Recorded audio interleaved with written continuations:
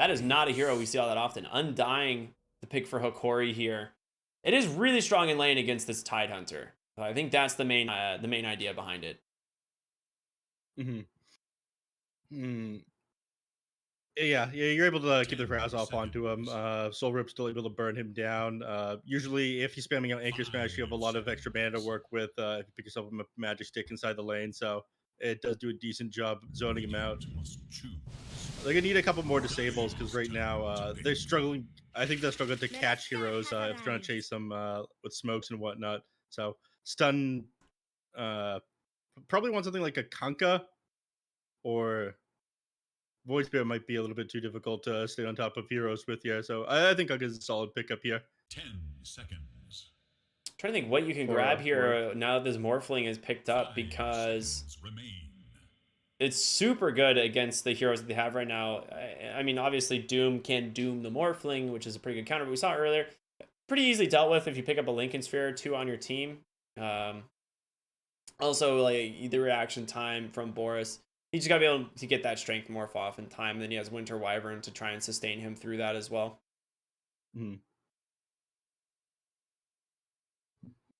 Well, so the last pick coming out here is, I don't know, if they've already got the Doom to deal with the Morphling, I think that again Kanka wouldn't be too bad. Void Spirit you could pick up here. You'd be able to jump the backline, get on top of the Winter Wyvern.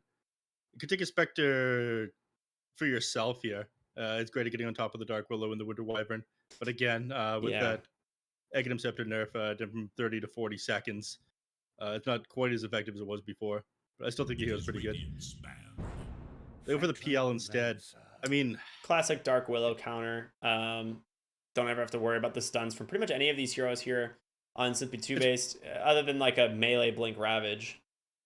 It is pretty good against the Tidehunter as well. Once you get yourself to Diffusal Blade in the late game, he's like, if you can get on top of him, burn down all of his mana. If he doesn't have any mana inside the team, if I just spam on his Anchor Smash, he feels pretty useless. He'd be able to farm against the PL inside the lane pretty well, though. So Undying's gonna have his work cut out for him. But again, they don't have a ton of catch for this Morphling as the game goes on. Like Phantom Burst can kind of get on top of him, but I think Morphlings should be able to jump the backline and blow up Undying pretty easily. It's a pretty good Storm game for Hokori still. 10 seconds remain. I don't know. Storm Spirit, yeah, you can definitely take that here. They have first pick next, though, on Simply TOOBASED, and they ban out the Queen of Pain, which makes me think you could be seeing something like a Storm Spirit or the Kunkka coming back. Obviously, you know, last game, I think the Kunkka was pretty good, but ended up just falling off towards the late game. Again, that was mostly just the matchup between the Drow and the Luna. It doesn't scale well for the Luna at all. So.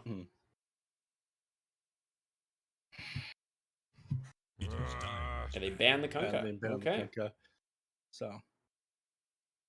Storm Spirit still an option for them. And again, dealing with Storm's banned. Oh my goodness. For literal first ban from Hokori. It's fine. Sorry, that ban was that ban happened before we looked at drafts. So before anyone in chat's like, dumb casters don't know how to read. First off, it's not we don't reading. know how to read. It's pictures. We're not pictures, good at that. Yeah, come on. 10 seconds. And before I get told to be fired because I didn't see Storm Spirit. There, buddy. I did correct you on it. So Void Spirit still in the pool, something you could pick up here. Get on top of Winter Wyvern, get yourself an early Orchid, silence him up. Kunkka banned out. I think it's probably your best option. I mean, you could take a Puck, but that too is kind of falling out of favor. Could go Invoker, right? I don't let me double check it's not banned really quick. Okay, you're fine. Don't worry about it. Pangolier, last pick here. Probably going to be played in the mid lane. Actually, not that bad against the Phantom Lancer if you go the Maelstrom build. You can cleave down those illusions pretty quick early on, and then once you have the Aghanim Scepter as well, after you go the Blink Dagger and Shard stuff, but once you get there and you're on your way to that Ags, you do a lot of AoE damage. You can help clean up those PL illusions pretty easily. Yeah.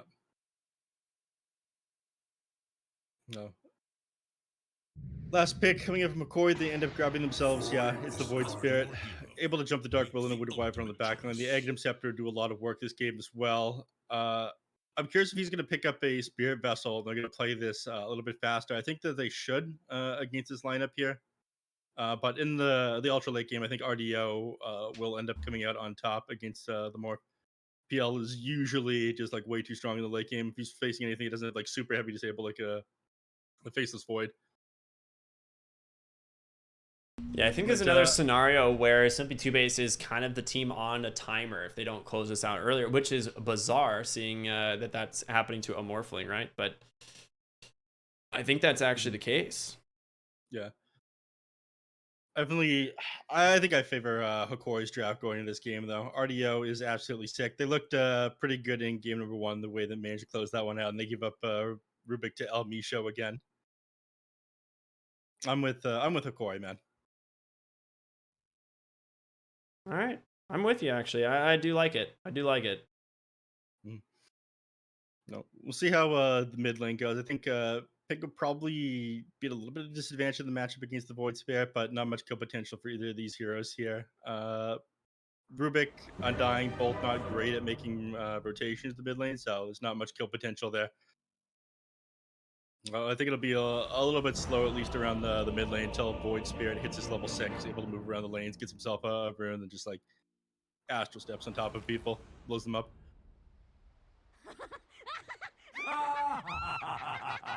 All right. Into the game we go. No pause this time, Neph. This is impressive. I was waiting for it. I was expecting them to keep to pause at the game at the very start, but I think it was just like Tuesday maintenance things, and people couldn't reconnect to the game, so a little bit longer than I thought it would be. But place an observer ward up on the hill over here, and actually get to see Wish drop his own observer ward, so Garrick's gonna be able to deward that one pretty quickly. He's gonna wait till he walks away on Dark Willow before he moves up and does that, though. There it is. Come on. Come on. Come on. Dude. He's just toying with him. He's just toying with him. Seconds to battle. There it is. He gets a D-ward off. They're going to know that there's an observer up there, otherwise they wouldn't leave the scout that one out. So he just types hack in chat. Sharingan. Oh my god. Yeah, he queues up a sentry ward immediately afterwards. He's like, guard, I think something's up here.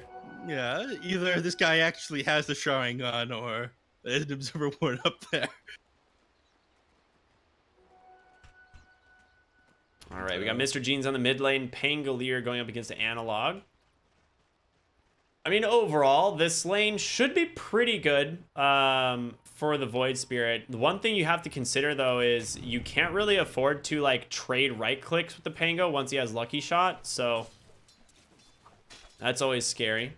Does go Shield Crash level 1, which makes sense. Your easy way of securing the range creep, as well as doing a little bit of harassment damage there.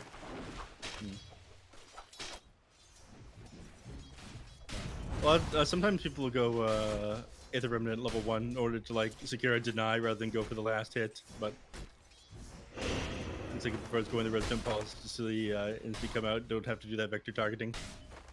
Over in the bottom lane, Empyrean harassing down El Misho. He's only got a boost of speed to start, and deal with the Arctic Burn, the Winter Wyvern, so a little bit better harass here on Empyrean. And they're just playing in the top lane with these creep camps here. Rewards on both of them, though it managed to keep this small camp unblocked, at least for the first wave.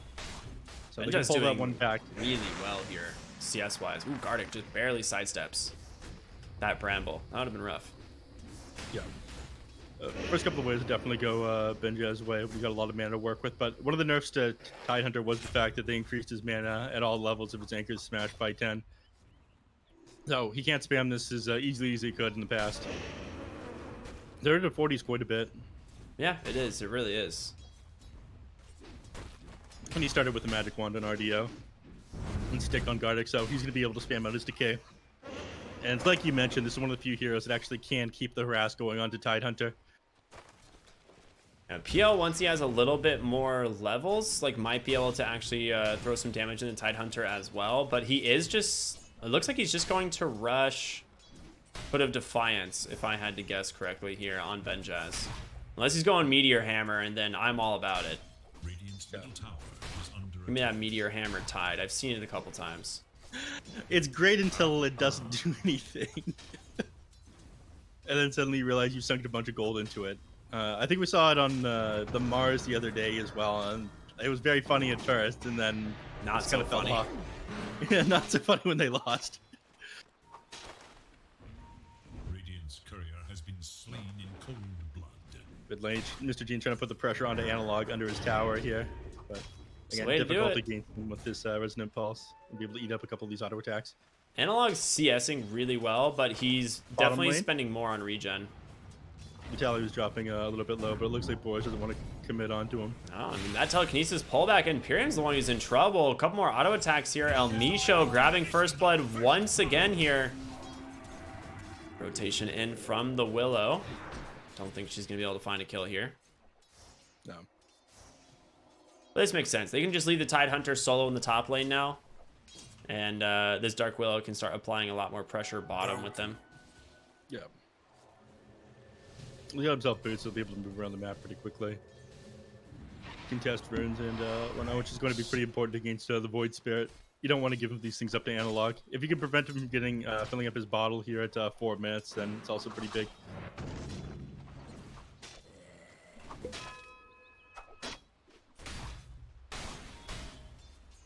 Radiant structures Man, are fortified. RDO is just having a real rough time on CS.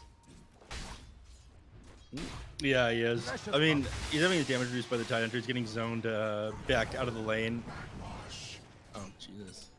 I think he needs to send out, like, a salve and just sit inside the lane or move into the jungle pretty quickly once he hits, like, I don't know, maybe level 5. Yeah, it's like you just put the 2 points in Phantom, the 3 points total, but your next 2 points in Phantom Rush and just go jungle. Yeah. But you got the double range creep, and he's trying to play the waves close to his tower as he can. El Misho and Widge have been running after each other for so. Oh. He clipped him. And He's got no TP. El Misho saw his courier. He's trying to find it. He sees it. He's got his eyes on it. He's going to keep Dark Willow up here for as long as possible. No.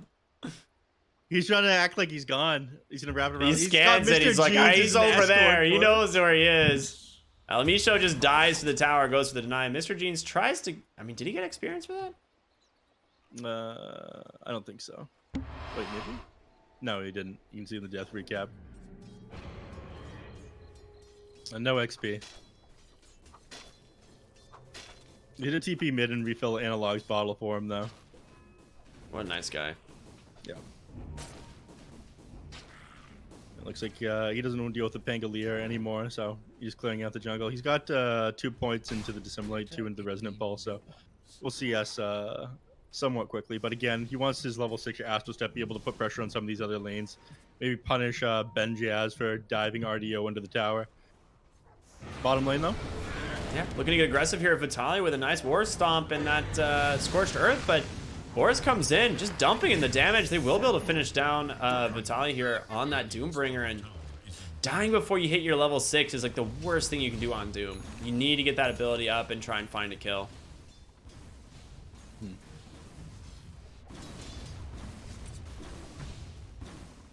Yeah, like he managed to get himself the Arcane Room, by the way. So he'll be able to probably find a kill with this one. If he could get a kill off on a Benjaz, great, but this guy's been sitting at full HP, so he almost has level 6 with his Ravage well, so only you're going to struggle to kill him, but he probably could turn things around you if you would rotate the Pango up there as well with the Ravage. Give yourself Rolling Thunder off. He's going to rotate back to the mid. Doesn't get to find anything off of any of this. Slower gameplay than Analog would like. Bottom, Vitaly is trying to chase down Boris, but he morphs a lot of this into strength and back down to it. Wait, Almisha's going to try to snipe him, I think.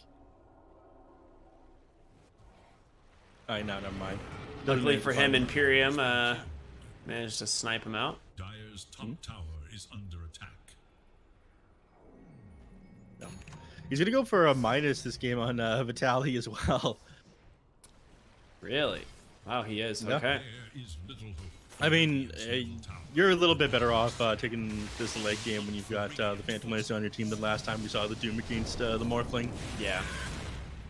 There it is. Doom onto the Morphling, and he's in a lot of trouble. He did get the Strength Morph off, but he's just losing health so quick with the Analog rotating in as well. The Cold Embrace not going to be there. Benjez has Ravage if they had gone as far as the tower there, but they managed to get Boris before they need to dive that deep. Meanwhile, Gardic, they're just going to lose him. Yeah, say the last hit there for Mr. Jeans.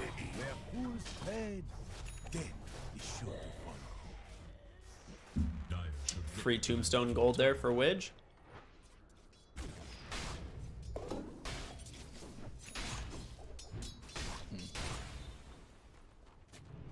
There's a bit of a fairy trinket here on the Fatal Mets. Probably pass it over to Void Spirit. Nice to have that extra damage. And yeah, TP's in the mid lane again. Refills Analog's bottle. And finally, because you're forced to TP bottom on this Tidehunter, RDO has a little bit of space to farm and moves up towards the top of the network chart finally, or close to it, next to his Void Spirit.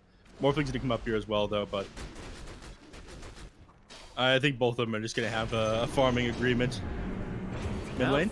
Mid lane, yeah. Mr. Jeans, maybe a little bit of a preemptive tip there as he's going for Gardic. Nah, he ends up finishing off, but did cost him his Dark Willow. Yeah. Gary ends up denying himself to a neutral creep, by the way. His Doom tried to run him down. Very nice. Yeah. Man's just built different, the 5. The thing Big is here, fan, yeah. like they started out top lane like really rough for RDO, but the Phantom Lancer, like we said, as time goes on in the lane, it gets a little bit better, and he can just move to the jungle so easily. So RDO gonna be able to continue to like outpace this Morphling and farm for a little bit here. Mr. Jeans finds another kill there onto El Misho this time and grabs a bounty rune. All right. Middle tower is under attack. Benjaz running into Vitaly down near the bottom lane, but just 2 of these people here. Not much to come with this one. They catch out Analog in the mid. He's got Astral Steps. There's no way he should be able to go down here. Yeah, okay, They really don't have a lot of great disable for the Void Spirit, making it such a great Void Spirit game. Like there's no real instant disable outside of like, you know, Winter's Curse into Curse Crown or Ravage, you know. Yeah. Dire's bottom tower. Tumbler's Toy, and no one needs it apparently. Looking for El Misho instead, top lane. Nice dodge on the Bramble there, and an even better telekinesis to send him back. Mr. Jeans going forward, doesn't actually connect with the swashbuckle, but there's the shield crash. So we'll go ahead and punish El Misho's Rubik this time. Kill going the way of the Dark Willow. Yeah, taking the TP right back to mid lane to defend the tower after that one. So they do have to rotate 4 heroes up there, but finding the kill on El Misho and giving Morphling a little bit of extra space to farm. Dire's top tower is in danger. BL, meanwhile, just inside the jungle, now working on his Diffusal Blade. Once he's got that, he's going to be able to fight. Usually, if you can, you'll build yourself one other item to get yourself a little bit more tanky. But probably, I guess if he'll go back for the Mantis style after. If he's playing against Pango and Dark Willow, he probably wants it. Dispel off the Lucky Shot and the Cursed Crown. Yeah. One more tool to do it anyways. You either rely on your Doppelganger for that and go like the Sanj and Yasha, or you just pick up the Mantis so you can save Doppelganger for mobility. But I think both are fine this game. Dire's middle tower is under attack. Mid lane, Catapult here doing some damage to the tower, and it looks like a lot rotating in. They want to defend this. Analog Dire's top tower is TPing in does have a DD rune, but a nice ward here on the backside. I think they know. They ping out exactly Gardic. He's smart, man. He knows what's up.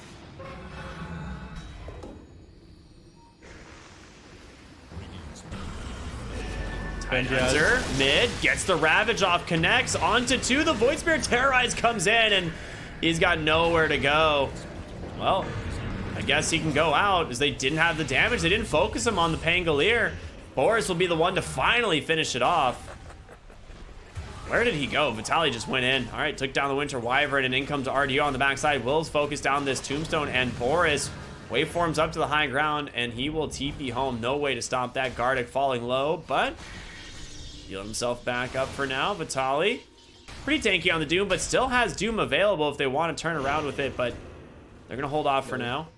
He pump faked onto Benjaz there, but opted not to use it. He probably would have just been able to walk away there. Mr. Jeans managed to get out on like a sliver of HP. RDO just doesn't have the rundown ability without this diffusal plate completed. The damage is a little bit lacking as well, but they will end up cleaning up Wish. Yeah, dies to deny that arcane rune there. Definitely not worth it. El Misho with the tip, very nice. And I'll use this opportunity to get some vision down inside the jungle. And taking a look at Boris here. I think he wants Vitali to come with him, but Vitali figures, all right, better off just farming. I don't think he'd be able to get that kill off on the Boris.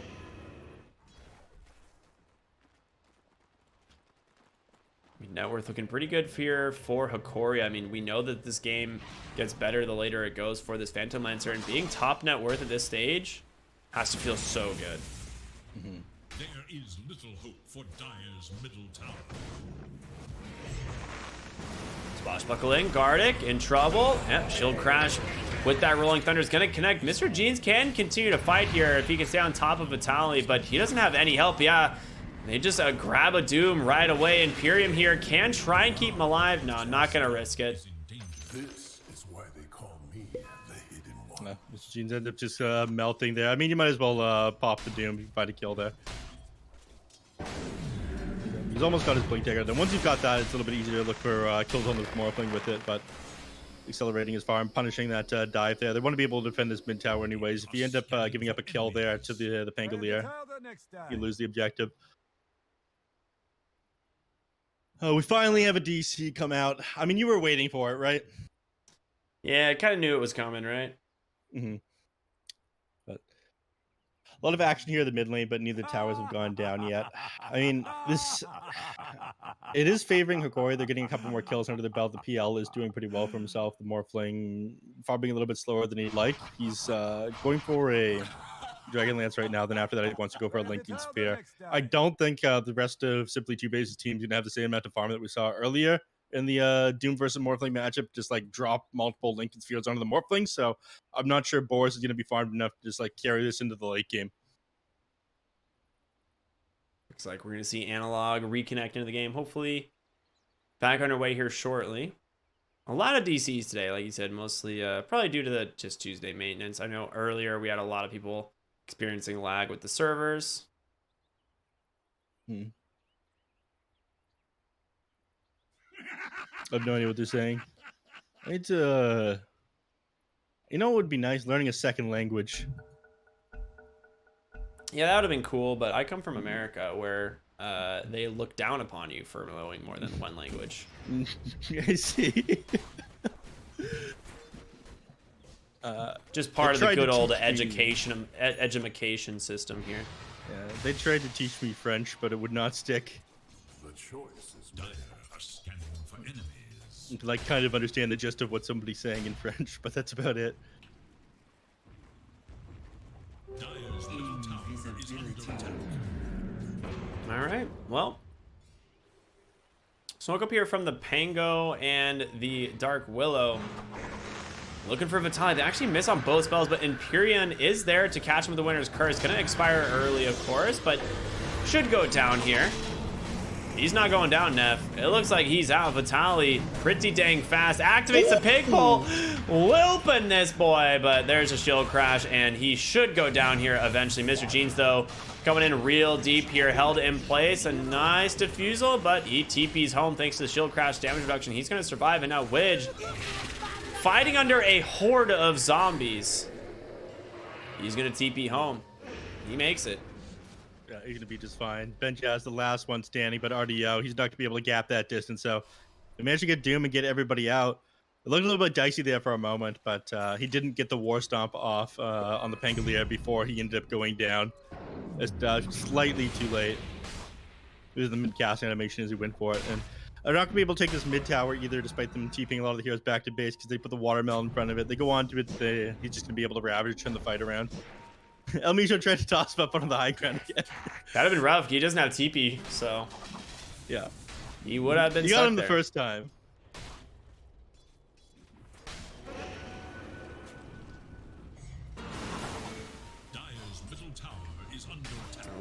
right, analog. He'll be fine. Oh. I was gonna say, that was actually a little bit close on that dissimulate timing, so gotta be careful there. Doom comes out, catch the Tidehunter, and there is no way to get rid of that one. Both get saved for the moment thanks to the Cold Embrace, and Mr. Gene's trying to jump back and forth here. They will lose the Tidehunter at the end of the day. No way to stop that one. In comes Boris here on the Morphling, looking to take down Gardic. Will be able to do so. A 1-for-1 trade, but a much better one for Hokori here. They do deny the tower as well on Phantom Lancer. Yeah, but again, this is the objective they've been going for the last like 6-7 minutes now. Just keeping their heroes in the mid lane, trying to put the pressure on. And despite the fact they have a 4K net worth advantage, they're now able to invade the enemy side of the map so much easier as their tier 1 still standing. All this extra farming space will allow them to catch back up finally. And Tidehunter, I think once he's got his Blink Taker, he's going to be a little bit more active, but he's done his job of keeping his own mid-tier 1 tower alive. Speaking of, Misho, he's got his Blink now on Rubik. All right, now the fun starts. Top lane? Yeah, top lane. Almost managed to take down the Dark Willow, but able to make it out. Mr. Genes has a haste rune, so he should be fine here.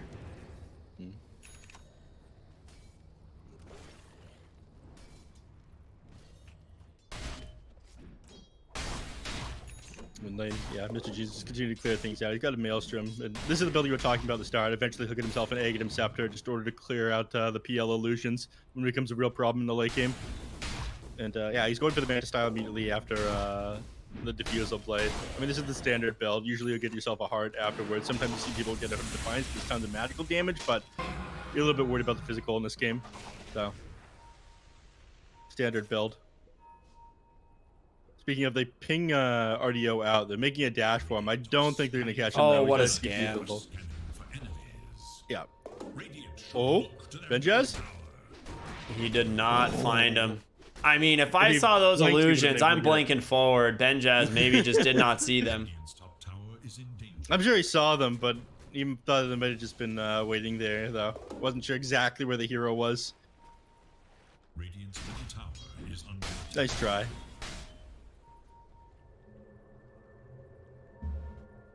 Yeah, that scan was very good. Mid lane, El Misho able to blink out again. They cannot get their hands on anyone here. TOOBASED starting to struggle, falling further and further behind. I mean, they've got this Doom with a Midas. They've got this Phantom Lancer who's having a great time. And they're just farming up. Well, they've got extra control of the map right now. The issue is that they just spent like a pretty significant amount of time moving their entire team bottom to try to find a kill on the Phantom Lancer, and they didn't end up catching anything. So things haven't really changed the last couple of minutes, despite the fact they took that mid tier 1. Pango's now got his Blink Dagger. Tidehunter's got his Blink, so you know, suddenly you've hit pretty important timing, so they'll start to look for a couple of kills off of this. And more Doom playing again. did just finish the BKB though. Did he? Yeah. Oh, wow. That's big. No, you're not gonna be able to blow him up before he gets his Doom off. You know, on somebody, whether it be the Pango or the Morphling, to play a pretty big part in these next team fights. El Misho manages to find Imperium, and a lot of burst damage coming out between that level 4 Fade Bolt and Shield Crash. Radiant's middle tower is under attack. The Radiant glyph is now active. Dire should look to their top tower. Mid tier 1's gonna fall here. Doesn't look like they're opting to defend this. I don't see how they can.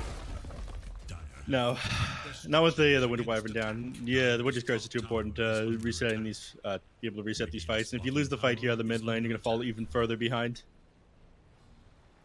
Morphling continue to farm up his Lincolns here. I mean, that one he lost analog. They ravaged him, it seems. Okay. Yeah, fair enough. I mean, I guess they wanted something and keep him sunlocked in place, and he doesn't really have any defensive items. A lot of time you see him pick up like a Yule Scepter, but Ravage, I think Bramble mazed in place, then finished off finally by the Rolling Thunder.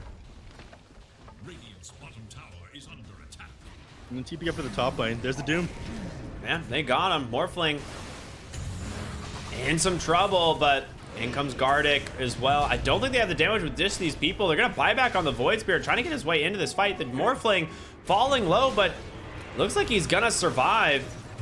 He just needs to be careful of Analog. That is the only one that can pick him off. Vitaly on the backside does get the War Stomp, and Benjaz falling low as well, stuck inside them, but he's so tanky, he just TP's home, and now it's Mr. Jeans. He's come in. Winter's Curse on the backside does find the Undying. El Misho's gonna steal the Splinter Blast. He's gonna pick off on a Vitaly on the as he swashbuckled back in. Now he's just head up high ground, TP home, and despite the fact that wait, El Misho caught Morphling. how the hell did that happen? I have no clue. He just ended up, he catch him with like no HP as he was heading. I mean, he's got a. How the hell does he do this? He must have caught him as he was morphing back to like full agility and then trying to heal up and then going to strength again. Well, if I could click the death recap, I'd let you know, but you know, it doesn't work. So, very cool.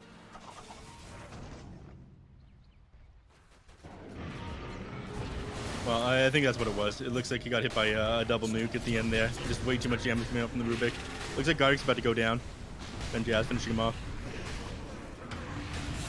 Nice little counter tombstone on the backside of the fight. Jeans. Oh, it gets the blink! What a player. Roll up into blink. Dude. You this can't guy mess is with so El sick Misho, on the man. Rubik. You gotta ban out the Rubik, man. This guy is way too sick.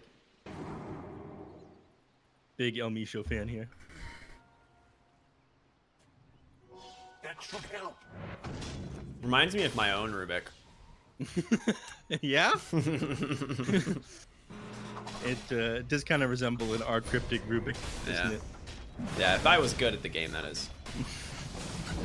Into Roshan they go here, simply two-based. This is at least a nice find if they can get it. It seems like Hokori have no clue that this is happening, and you know, a nice little sneak here. Oh, they're starting to guess for sure. Analog gonna drop a remnant in there.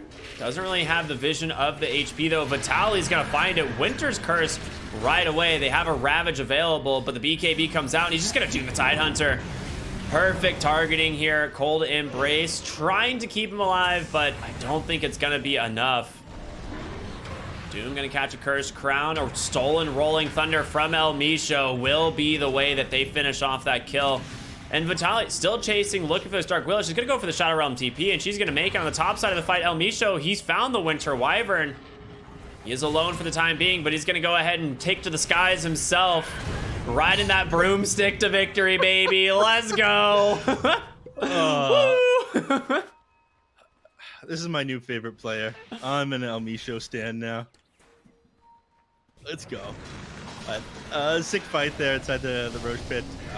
They do end up losing the Aegis of the Morphling, but alright, they end up using a Vitaly there as well.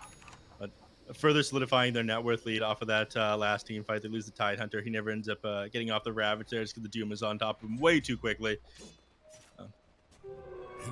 I mean, I thought the target would be the Pango or the Morphling team fight, but again, it's one of the disables. He still got it, baby. Start plotting.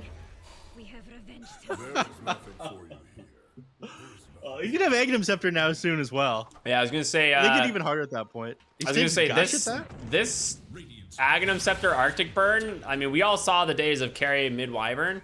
Well, we're about to see Rubik with his own rendition. I cannot wait. Yeah, he's just farming up. He doesn't care. This farm isn't for you, RDO. I think he's gonna go shove down the bottom lane as well with the Tidehunter down there. But he is pretty safe being able to fly over the trees with the Arctic Burn. Uh-huh. Radiant are scanning for enemies. Plus the Blink Dagger, he doesn't have anything to be afraid of. Yeah. In the top lane, everybody TPing up here. Wanted to make a move through Hokori team's jungle. Potentially put up some vision play over there. Because they know that, at the very least, Rubik and I think they saw Undying down the bottom lane as well. So, top jungle, probably their safest bet. Analog's about to have an Aghanim Scepter, about 700 gold away. Boris, what is he working on here? 700. He's 700 gold away from his Aghanim Scepter. He wants to grab it so he can Shadow Realm the Dark World, but he only has 1 point in the Shadow Realm on Wish. This isn't going to be that effective. Yeah, you really do need that bonus damage. Yeah. That plus the cooldown is huge. It no longer, didn't they nerf the axe where it no longer gives cooldown reduction?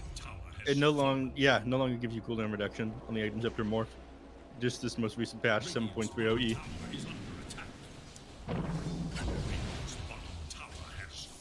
Still, you're able to sit pretty far back in the team fight, but without like the massive scaling of the attack damage, the magical damage on like being able to Shadow Realm Morph, it doesn't feel nearly as good. So, next tome and probably a bunch of XP needs to go the way of Witch. He hasn't been able to survive a lot of these team fights though. Does Misho have his Ags? He does. All right, I'm ready. Let's go.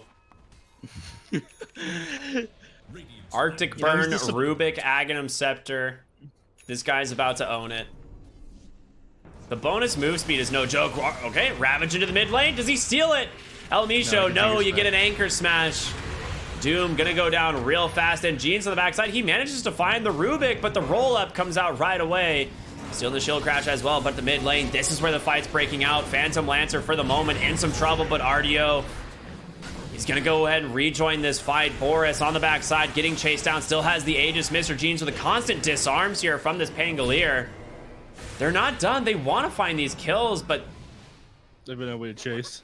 Misho gets attribute shift, full strength now. 3,000 HP Rubik, pretty neat. Very cool. I mean, that's gonna make it pretty difficult for like Pangolier to be able to blow him up, right? Mm-hmm. Morphlings should have just as easy a time getting on top of him because he's got absolutely no armor, but it does keep you alive from a lot of magical damage nuke. But he did a pretty good job of getting on top of, getting away from Mr. Jeans in that last team fight. They did end up losing 2 heroes there, though, but they're still managing to stall things out while Morphling still got the Aegis for another 15 seconds. Mid lane, Pango. Roll up into the Rolling Thunder, and he's like, screw it, I'm gonna go in, let's go, let's have some fun. Blink onto the other side. Rubik gets his own Rolling Thunder, gonna go have his own fun as he finds the stuns there. Winter's Curse onto the Rubik. Mr. Jeans chasing after one, but it's El Misho, baby. He's here to fight. Can he get out on the Tide Hunter? It looks like he will. Analog, not satisfied, drops a Remnant. They are just not catching the kills here on Hokori. The damage is not there. You're too tanky on the Phantom Lancer. He's got this Heart of Tarrasque. You're missing a ton of damage. Yeah, I mean, not just that, but the fact that these heroes, they don't have a ton of catch. You mentioned that it was a very easy game for Void Spirit, not only Void Spirit, but also Morphling. Like, your only instant disable is going to be the telekinesis. Outside of that, like, yes, you have the War Stomp on the Doom, but they're able to just walk away from the Doom when that one comes out. Phantom Lancer, he's got to rely on the Diffusal Blade, and that's basically it. Like, they don't have a ton of ways to keep people in place here. I think maybe you don't even have like a Yules on this Void Spirit. I thought that's something they would pick up. At least your allies approach them if you drop that onto them, or set up an Aether Revenant. But without that, this game just feels super hard. So lots of action, but a lot of time people are just walking or TPing out of these team fights, right? Yeah. They kind of just run away, and there's nothing stopping them. Yeah. They've got vision on RDO. They can see him inside the jungle, so they're making a movement. Well, it looks like they're about to make a movement over there. They really smoke? They don't. They're just playing pretty close together in the triangle, I suppose. Yeah, that's their only real vision, is that one deep ward on the Dire side. So they know they're going to be safe from the Phantom Lancer. He's not going to be joining his team for the gank, so they'll play pretty close together. They see the Rubik in the bottom. They see the Void Spirit in the mid lane. So they're going to play top for now.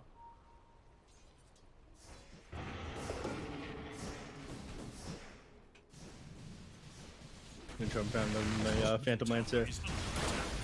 I think both teams just waiting for the next Roshan respawn. This time I think Hokori is going to be able to take a fight around the pit fairly easily. You are still worried about the Ravage, but now that you've got the Heart of Tarrasque done on the Phantom Lancer, he was way too difficult to blow up. He's able to just chase down these heroes, scout for where everybody is, burn down Tide Hunter and Morphling's mana. He's going for the Octarine build. They nerfed this one. They did, but it looks like he doesn't want to be like in their face fighting. Oh, he just takes a casual Aether Lens. And then queues up Basher, I have Scotty. I mean, you do need the Basher. We talked about the lack of lockdown. They didn't manage to find Witch in the bottom lane, though. So at the very least, you can stay on top of your targets here if you get this one. Interesting. I mean, I don't mind it, honestly. There's way too many times that these people are able to TP out. Pango has the money for his Ags if he wants to buy it again. This is such a huge damage increase for this hero once he has it. You definitely... those like constant swashbuckle procs, you know, on your Rolling Thunder are just... Or I'm sorry, on your Shield Crash are just a lot to deal with.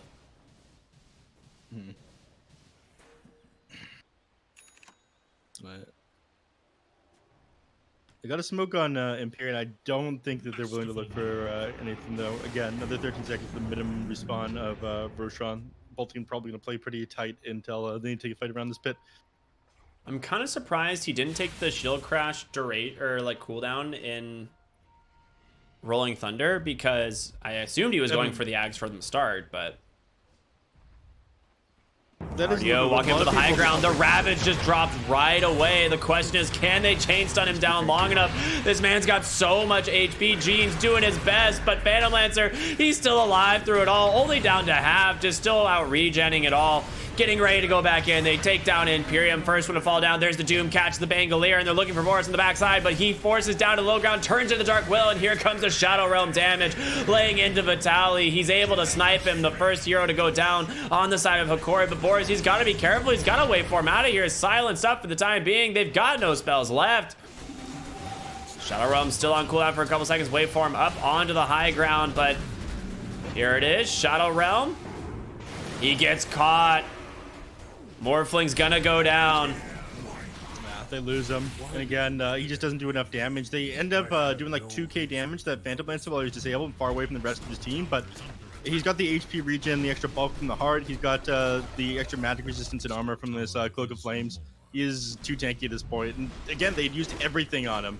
At that point, there was no way they're going to be fighting against the other heroes on Hokori's side. They got Fortify, which should buy them a little bit of time here, but I think the only way you defend is if Morphling buys back, and at that point, he's going to be way too far behind. Yeah. They realize they don't have enough damage to blow up his PL during the disables now as well. And he's got Daedalus queued up, but in this game, the Morphling had to go out of his way to build a Linking Sphere himself. He didn't have allies build it for him like we saw in the 4 Zoomers game. Widge in trouble. I'm not sure he's going to be big enough. The thing too is the Dark Willow only has level 3 Shadow Realm. That cooldown reduction, I mean, he ends up dying anyway, just trying to make his way back to the base, but the cooldown of 4 extra seconds might have been what killed the Morphling there. Yeah. I think it was 4 extra seconds that did it. Huh.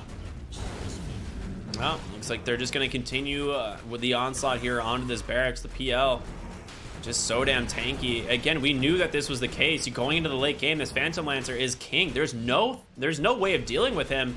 Just gonna go barracks to barracks. Benjaz denies his own barracks, but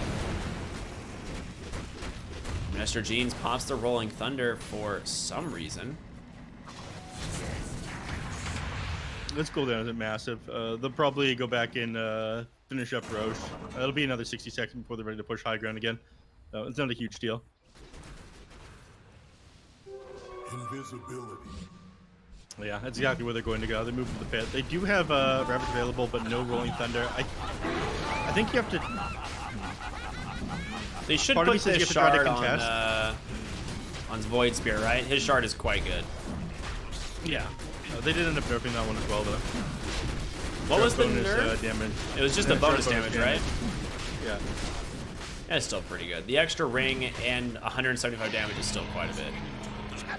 Well, they just left the shard there as Analog went bottom. Maybe just put it on Rubik at this No, they point. give it... Yeah, it's the El Misho show. He's like, hey, apply shard to your stolen spells, which is kind of cool. And the self-target and allied target telekinesis is never really that bad. Yeah. I mean, you can take Benjaz some catches a Winter Spirits Doom. like that. This is a huge target. Not having this Tidehunter for the high ground defense, it's really going to make a difference, and he gets popped. Buyback is available. They lose the Winter Wyvern in the process. Boris doing what he can here on this hero, but it's not enough. He got a DD here on RDO.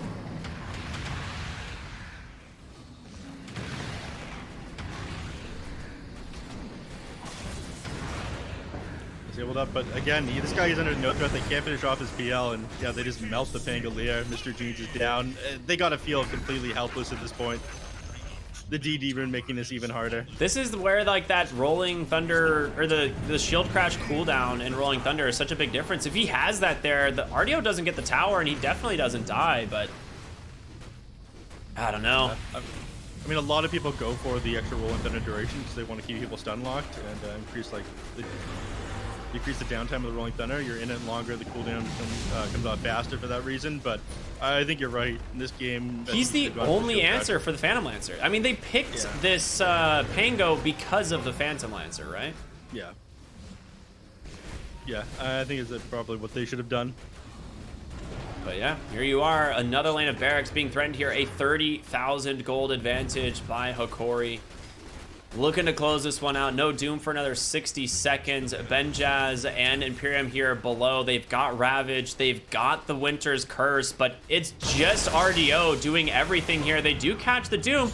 Steals only an Anchor Smash. Now the question is, can Winter Wyvern try and turn this around? They just blow up the Morphling. I don't even know how that happened. Man, just got completely melted there. I think he just got blown up with a Rubik. Oh, Mr. G is trying to jump the back line. They go ahead and buy back on Boris. He's doing some work with the Shadow Realm, but that's it. That's a dieback. Goes down to the burst damage there from the Void Spirit, and the GG comes out. And a nice 2-0 here from Hokori. I mean, we saw this matchup with the Doom against the Morphling earlier today, and you know, when you're not forced to build a Lincoln Sphere, when your allies super farm, they can do it for you. It doesn't feel as bad, but this game was just way too difficult.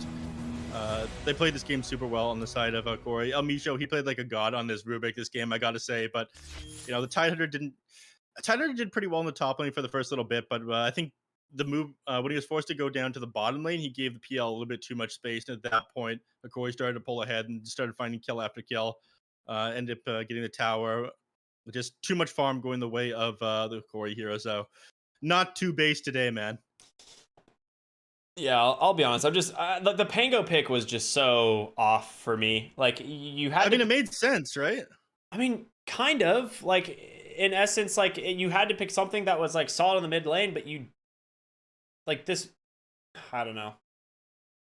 The Phantom Lancer pick was just too good, I guess. Mm. I mean, the later this went, the better off they were going to be because of that. Benjaz, he's really going to struggle to do anything once he get all of his mana burn in the fight. And yeah, he was able to TP out, but he couldn't do much outside of that. Same goes with Mr. Jeans. Like, he had a solid game, but it felt like he was never able to do quite enough. Boris couldn't come online. Corey, you know, they played aggressive all game, made space for RDO, and just popped off. So congratulations to them. And they did very much need this victory. Yeah, I mean, they grabbed a 2-0 yesterday, and now with this one, it puts them pretty much in the safety zone now. Like, they're not going to be worried too much. Like, they're definitely going to have a decent placement for playoffs after that. As long as they can keep this momentum going, of course. You know, there's still a lot more games to be played. Speaking of which, we've got Black and Yellow versus Arkosh coming up, which is going to be, I don't know, Nev, how would you describe this coming series? Black and Yellow is a wild team. We have Sammy Boy switching between mid in position 4. We've got Yamson on 1, Zero in position 3, and Jubei on the 5. This is the most North American team that we currently have in the tournament. Every other team has at least one SA player on it. Yeah, and then who knows about Arkosh? Yeah, well, yeah, which no one knows about Arkosh. That they could have a European on there, and we wouldn't even know. Yeah. Now, Black and Yellow are currently 0-4 overall. They've lost 2 series, 0-2, but this is the pride and joy of our region, Ricky. Yeah. Speaking of pride and joys, Jaren on Arkosh Gaming, one of my favorite players, standing in for the time being. Very excited to see how he does. But yeah, we got to go to a quick break before we come back with that fun series. Again, it's going to be Arkosh versus Black and Yellow. Everyone, stay tuned for more here on Beyond the Summit. This is the Pro Series season number 9. We'll see you after the break.